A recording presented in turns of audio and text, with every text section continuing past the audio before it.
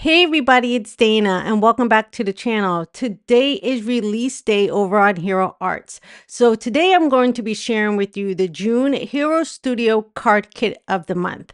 Hero Arts has made some changes to how the monthly card kits are going to go from this month forward, and I'm so excited to share that with you today. So let's go ahead and just take a peek at the kit. So for this month, you're going to get the Birds on a Wire 6x8 stamp set. It also has coordinating dies. You're going to get a Messages Clear stamp set, which is a 4x6 stamp set, as well as a City Stencil 6x6. And within this, you're going to get 3 Fall Out City Skyline pieces. You're also going to get city transfer, texture transferred, some silver paper, some pitch black cardstock, and some ink cubes in pitch black, stonewash, dusty blue, amethyst, and peony. Now, this background stamp I'm showing you here is not part of the kit. That is actually a add-on for the month. They're called June extras now. All right. And so everything here that I showed you is what you're going to get. And I really love this clear messages stamp set that we have this month, as well as this really cool city skyline stencil. I'm going to be working with this stencil today. And you can also see those fallout pieces that I mentioned earlier that you can place those on after you stencil everything. So let's go ahead and get started, and I'll show you how I worked through this card. So I am going to grab a grip mat here just to hold my paper in place. Now I do want to switch up my colors, so I'm doing Splash, Lemon Drop, and Fruit Punch because these colors are going to help me create my rainbow. I'm also going to do some grays. So for my grays, I'm going to use charcoal and granite. This is going to help me achieve a really pretty night sky. And then for my stamping, I'll use the Hero Arts Intense Black ink. Alrighty, let's go ahead and start the ink blending. Now, while I'm doing the ink blending, I do want to mention some things. So like it said, Hero Arts has changed things up for this month. So instead of having like just your add-ons, we're going to have the Heroes Studio Card Kit of the month. Then you're going to get the June layering stencils of the month, which I'll have all those products listed below. And then you're going to have the June fancy die of the month, as well as the June cling stamp of the month. You see where I'm going here? And then you can get the whole studio. But then you also have those June extras, which were previously called add-ons. So those will only be available to retailers and online stores. So keep that in mind. All right, let's go ahead and start doing a little bit of ink blending. I went ahead and put in a piece of Dove White cardstock, and I went ahead and placed down my stencil. So I'm going to start with the top stencil. So that's going to be like my daytime scene. So by coming in with a blending brush and that fruit punch, I'm going to go ahead and start building up this rainbow scene.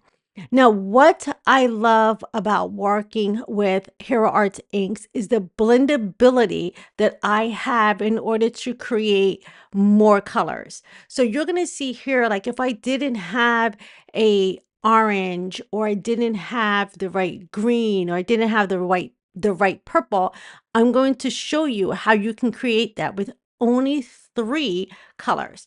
So I started off with the fruit punch on the left, and I'm going to bring it in on the right because that's going to help me achieve my color blend.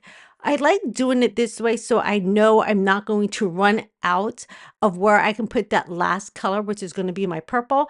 So I add that in the beginning so I know I'll have an area for my purple. Next, I'm going to go in with my lemon drop. Now, if you do any ink blending and you mixed red and yellow, you will get orange. So again, I'm creating that third color. If you didn't have the ink pad, you can create it this way. Now, I do bring that yellow kind of far over because that yellow is also going to help me create my green, which is pretty cool. Now, since I have that blended, I'm going to go back in one more time with that fruit punch, and you'll be able to see how I'm achieving that orange color that I needed. Next, I will go ahead and start building up that green. So with that green, I'm going to use Splash and a lemon drop in order to create two colors here. That color with the fruit punch is going to give me my purple. This color with my lemon drop is going to give me my green. So as I put down that color, I'm making sure to go over both sides. So when I go over the side on the right, I'm going to get this gorgeous shade of purple. You see how I can just kind of build up that color? And now I have that purple shade just by blending that splash and that fruit punch together. Now, when I bring this over into that lemon drop, I end up getting this gorgeous green. So I have this really pretty rainbow with just using 3 of my inks. I think this is a perfect way to kind of stretch those inks, especially if you don't have the entire collection of Hero Arts colors. But this is just such an easy way and a simple way just to create a rainbow. So now I have this gorgeous rainbow lined up across my card. I'm going to go ahead and put aside these reactive inks. And I forgot to mention that in the beginning, I'm using the Hero Arts reactive inks for this. I will peel away the bottom portion of that stencil, or the tape over the stencil rather. And then I'm going to go ahead and add in my night scene. So all I'm going to do is move up that tape just to cover up what I've already created. And then I will come in and do that bottom stencil. So within the stencil, you have 3 designs. I'm going to be able to create 2 of those designs on this one card panel. So the first thing I want to do is come in with that lighter gray. Now you may see here that I blended a little bit below when I was doing my rainbow, but we're going to be okay because that gray is going to cover it up nicely. So the reason I went with 2 shades of gray is because I want a little bit of depth here. I'm going to show you another trick on how to add a little bit of depth with markers a little bit later in the video. But this way, I'm able to have 2 scenes. I'm able to have a really fun and colorful day scene. And then I'm also going to be able to have like a nice moody dark scene. That's what I like about having all 3 of these stencils just on one large 6x6. So as I blend on this granite color, again, this is the lightest color. I just want like a really heavy kind of concentrated color to start with. Then I want to deepen this up just a little bit with that charcoal. Again, when we're using colors and we're blending them, it gives us a little bit more depth in our project. So just keep that in mind. If something looks a little bit, what we might say flat to you, add in some shading to it. And that will kind of make your project pop just a little bit more. So you can see I'm not filling in everywhere with that charcoal. I'm just leaving me like a light center in the middle, but this creates a little bit more depth when I'm just using 2 dark colors. All right, now I want to come in with those pieces, what they call fallout pieces. I'm going to stick those back into my skyline. Now, the reason I'm going to do this is because I want to have some of that texture. So when you put this back in, it kind of looks like the windows per se of the buildings. But for me, I'm not trying to be overly perfect with this. I am going to use a foam blending tool with this in my Hero Arts Unicorn ink. Now, again, I'm not trying to be perfect here because if I miss a couple areas, that's going to be okay. Now, if you wanted to make sure every single one is filled up, I would highly suggest that you go in with a very detailed hand and get that ink into every single opening. But as you can see here, I'm just kind of like pouncing it down. Now, with these fallout pieces, I do not suggest going like back and forth across this. You can see I'm like just pushing that color through that stencil. I'm actually not like rubbing it around because you don't want these pieces to move while you're creating these like windows. So now since I have that completed, I'm going to have those little windows or white areas on my very detailed and colorful buildings. So I'm going to grab my spatula here and just help me lift that stencil back. And you can already see how gorgeous this is going to be. Now, I am going to be gentle because I don't want to kind of stretch that stencil. I don't think it's possible to stretch it, but I just wanted to make sure that I didn't make it bowed. And then with this part, I'm just going to tilt my card down as I pull up, and those little stencil pieces fall off. So as you can see here, I have very random areas. So they're not perfect. And I'm going to change that intentionally. I do want to heat set this because it is pigment ink. So make sure to do that. Next, I want to add a background to this. So I want a day scene for my rainbow buildings, and I want a night scene for my little building at the bottom. So first I'm going to come in with a light blue Copic marker, and I'm just going to color all the way around the top of these buildings. So nothing fancy. I'm just making sure to go in between each part and just adding in a little bit of that blue. This just gives me a nice look of like a daytime look because obviously your skies would be blue. And then when we go to the bottom, we're going to have a darker look, which is just going to make these two areas kind of stand out from each other. So I do make sure that I go in maybe once or twice across so I can get a nice light shade of blue. Now, once I have that complete, I need to move on to my night scene. But before I do that, I am going to outline just a little bit around my buildings, just to kind of give it a little bit more of a sharper edge.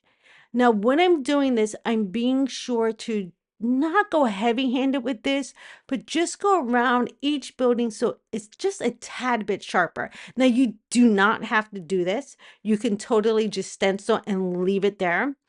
I am using a black Jelly Roll pen here. Now, because I did do some of the stenciling with the white, it might have gotten a little bit outside of my stencil.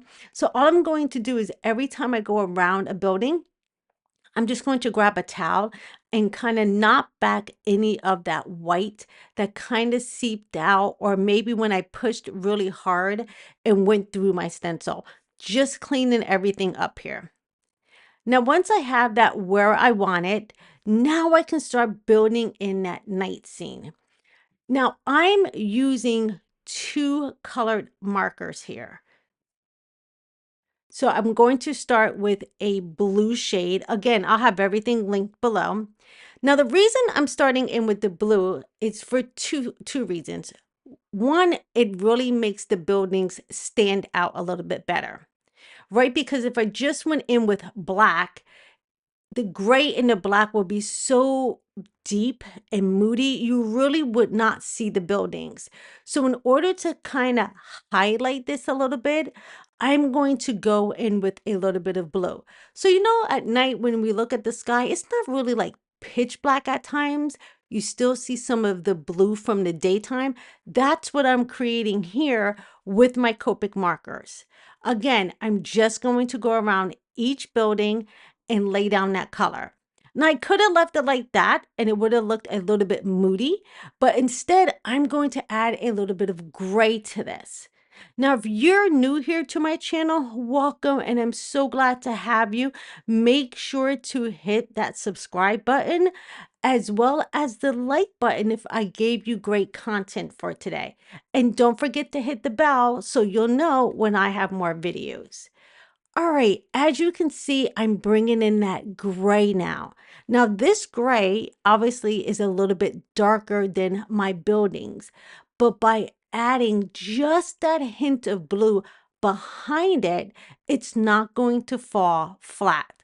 So this Copic marker is really going to allow this stencil to pretty much pop off my page. So as I go in with the gray, you can still see some of that blue peeking behind it. And that's exactly what I wanted. I wanted to be able to see more blue behind there and just not flat black. Now I do make sure to heat set this because it was a lot of coloring here, and I don't want my colors to kind of not be dry. I did go back in and just add a little bit more of that gray and just like a flickering motion, kind of making it kind of look like a shadow coming off the buildings. But look how gorgeous that is. I was able to create two scenes, a day scene and a night scene on one card. And I think that's brilliant. Next, I will come in with my white Jelly Roll pen. And all I'm going to do is add some stars because it's nighttime. So I'm going to just add some stars just by hand drawing them, and also just put in like some little dots here, some random dots to kind of show that it's a night sky. Look how gorgeous that is. Now you could totally cut this in half and have two cards, but I like these scenes together. Now remember, we had started off by inking in some of that not Dove white, the unicorn white ink. That was a great opportunity just for me to have a little bit of a placement. And I'm going to go back with that pen and just add in a few of these areas just to highlight them. I'm not going to do every single one. I just want to see some of it. Again, this is like a very, I don't want to say it's random, but I have the autistic way of doing this. And that's what's so great about card making. You can change it up to the way you see it and you like it. Now it's time to trim down my card. So I am going to trim down the bottom and the top and actually separate these. At first, I thought I wanted to keep them together and then find a way to put my sentiment, but then I changed my mind. I did have a little draft off to the side that had already sponged on all of my color, thinking, okay, I can just probably add the sentiment somewhere. But I decided I wanted to trim down these pieces so I can pop them up on a card panel instead. So after I did all the trimming, I'm going to bring in a top folding Dove White card from Hero Arts. I love these cards because it makes it super, super easy for me to create cards without me having to create any of the bases on my own. So I'm going to line my beautiful night piece at the bottom, and then I'll put my top piece, which is my day piece, at the top. And then it's going to give me an area that I can stick in a sentiment from the stamp set. So I have one of the larger sentiments to fit in between there. And what is so cool about this month's kits is it has a ton of sentiments that you can use in that message clear stamp set. So I like the one that says City Lights, Starry Nights, in Endless Sight. I thought that's so pretty. So I want to stick that between my two pieces here. So what I did was I laid my pieces in place, and then I'm going to pull in the sentiment.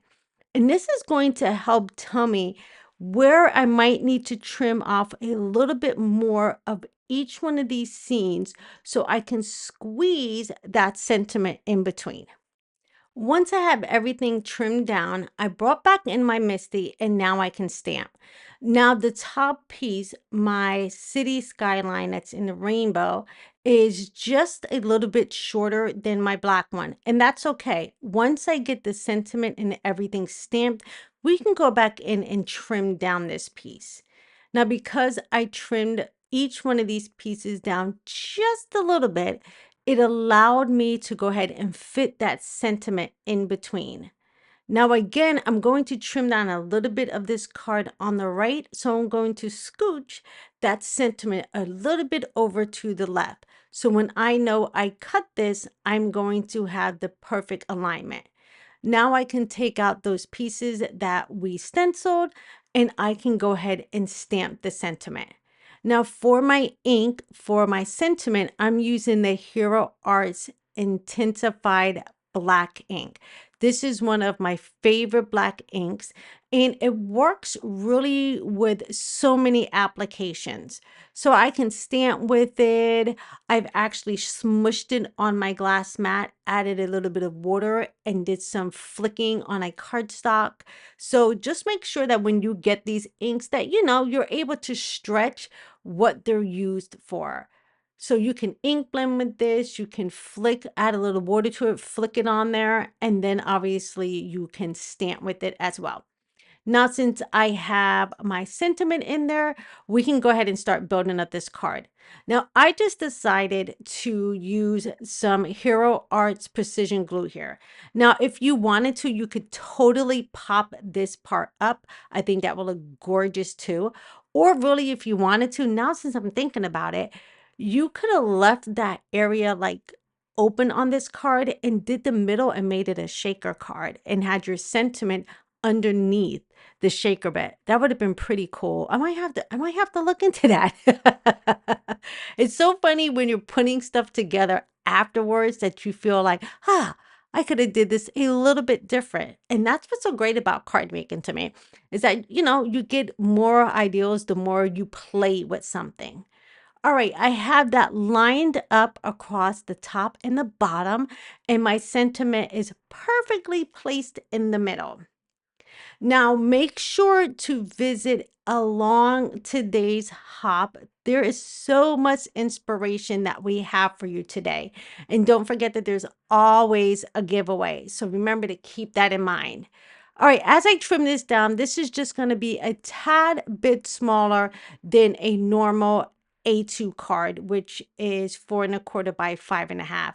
It's just a smidge, a little bit smaller, but it really does not affect how beautiful the card is. So I was able to create my gorgeous rainbow day scene and then my beautiful night scene all on one card panel.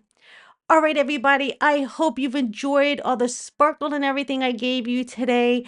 Remember, if you want to see more from me, here are 2 more opportunities for you to watch, but don't forget to like, comment, and subscribe. I will be back with another video soon. Love you guys. See you later. Bye-bye.